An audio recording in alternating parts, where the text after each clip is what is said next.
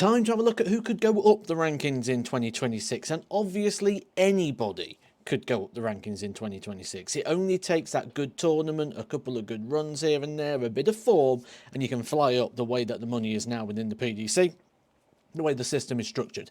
The people I picked out in this video are people that have very little to defend, who are making major events, so they're going to be in the biggies, so big opportunity to pick up some prize money, and also that had a good year last year that outweighed it, so the higher percentage of their prize money is made up from last year's earnings, meaning the prior year should be about gaining.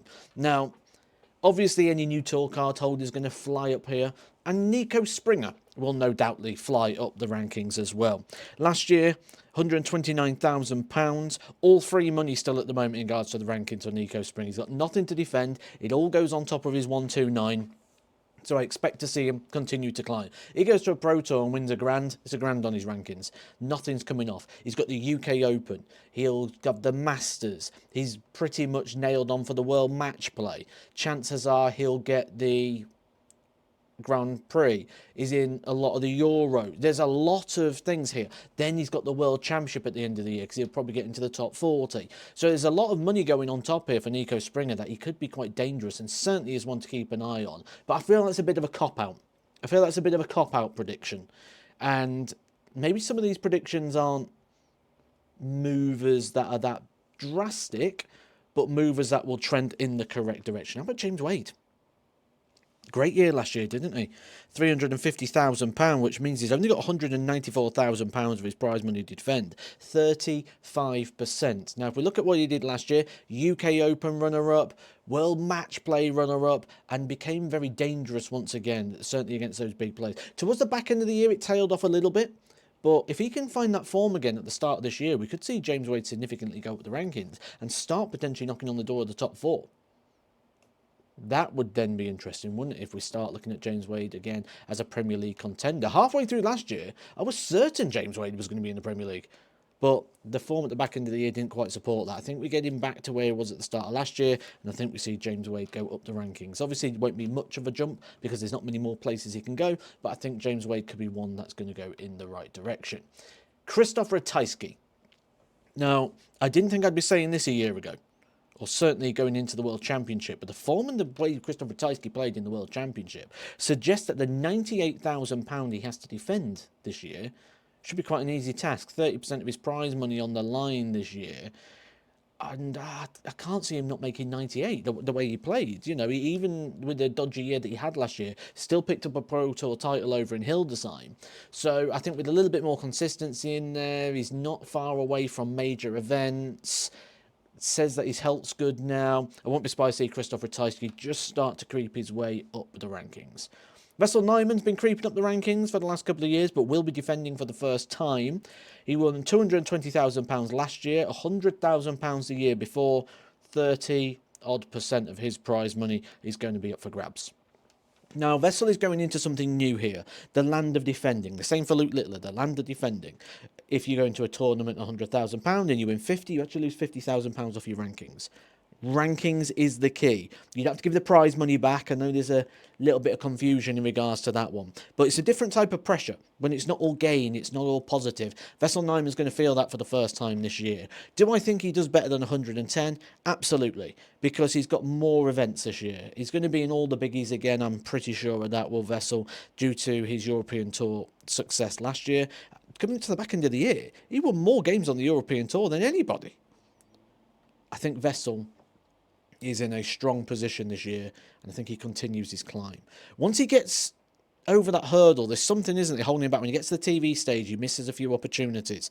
I think if he can get past that barrier and get some wins on TV, get a bit of a run going, we're looking at a top 16 player here in Vessel Nyman. We've seen the quality on the Pro Tour. We've seen the quality on the European Tour. We now need to see it on the stage. We've seen the quality, but we haven't seen him convert that quality into wins. And ability is one thing, and being a winner is another. I'd like to see Vessel Nyman become a winner. He has now gone full-time with darts as well. Darts wasn't a full-time job for him before. He did work alongside. Now going full-time, I think we'll see him go up the rankings. Kevin Doots. There it is.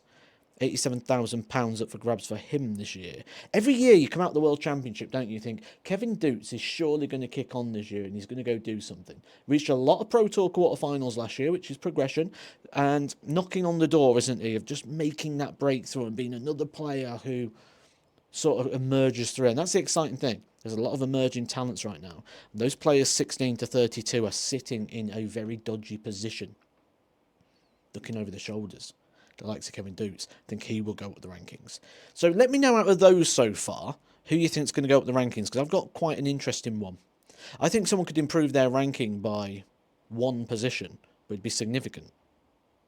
That person is Jan van Veen.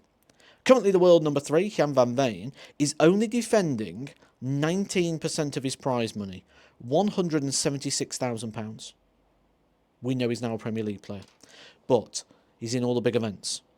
He's winning on the big events now, on the TV events. It wouldn't surprise me if he won another TV title this year, Jan van Veen. So £176,000, I think it's quite easy for him to defend, when he's probably nearly defended half of that in guaranteed prize money from the European Tour and from, well, not so much you've got to win, but you know what I mean. The European Tour, the World Match Play, the World Grand Prix, the World Championships, the Masters, all these things on top. Probably defended more than half of that before he wins a game. So he's in a great position.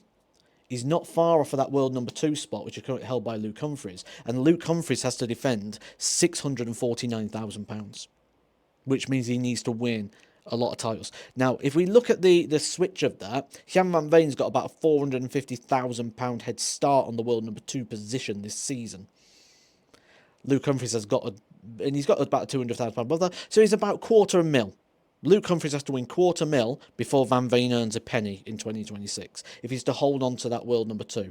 For that reason, I think we're going to see Jan van Veen go above moving Luke Humphries down to world number 3, because I just think it's a bit big of a task at the moment with where they're sitting in the rankings. Luke Littler's going to be firm at that number 1 position for a couple of years. Michael van Gerwen in world number 4 is looking a little bit ropey. So I do expect there's going to be an awful lot of ranking move all the way through the board, not just in the bottom. And this is the interesting thing, all those staircasing, all those key moments, there's a lot of movement going to be happening this year, especially with the increased prize money. So my question to you, who do you think is going to go up? Let me know down in the comments section. I'm going to go down and check that out. We'll have a little chat about who we think is going to be moving up. It doesn't have to be how I've done it here, where I've looked at the percentages. It could just be someone you think is going to have a good year, someone who's coming into form, someone you think is going to maybe go and win something in 2026, because as we know, that makes a significant difference. And also, if you're still confused by this, maybe you're new to darts, maybe you just want it all explaining,